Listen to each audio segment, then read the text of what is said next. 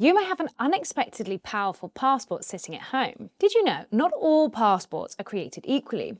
Some will get you into almost 200 countries without breaking a sweat, while others, well, they mainly give you access to a hell of a lot of paperwork. Each year, the Henley Passport Index ranks the world's passports to identify the MVPs of global travel.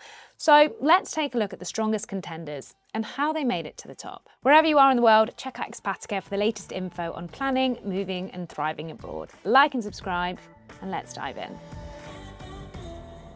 So what makes a powerful passport? Power here means visa-free access. So how many countries you can travel to without having to submit visa applications, pay any fees, or wait months for approval. A powerful passport means you can wake up and decide you want to travel and then be in that country basically the next day, minus a ton of bureaucratic admin. A weak passport typically means filling out forms and just sort of hoping embassy officials are feeling generous. With 199 passports on the Henley Index, it's a bit of a monster, so let's whip through the top power players for 2026, with of course a quick flyby of the bottom end of the scales too. Closing out the top 10, we have Iceland and the United States, both allowing visa-free travel to 180 destinations. What's crazy here though is in 2014, the US, tied with the UK, had the world's most powerful passport. So what happened? A passport's power status is influenced by three key factors.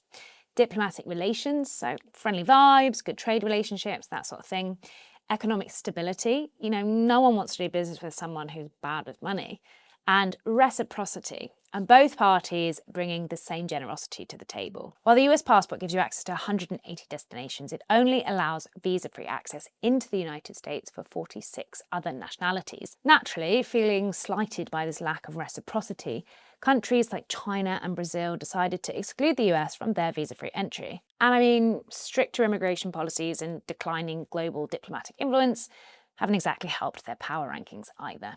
Europe pretty much dominates rankings from 9th place all the way up to 4th place, where we've got 11 European powerhouses, including France, Germany, the Netherlands, Norway, and Spain, able to travel to 186 destinations visa-free. Then you got Sweden taking the bronze medal with 187 visa-free destinations. Interesting to note, I think, is the UK lurking around 6th place, a far cry from the 3 years it spent at number 1 from 2013 to 2015.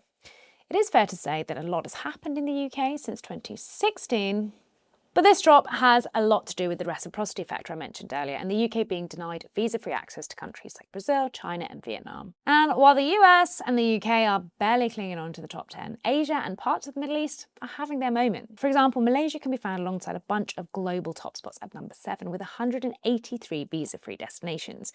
Last year, it was ranked 12th. In second place, we've got 3 countries. Japan and South Korea, they've been up here for years with strong economies and diplomatic ties, but the UAE, they're the comeback story of the century. Just 20 years ago, they had access to fewer than 40 countries.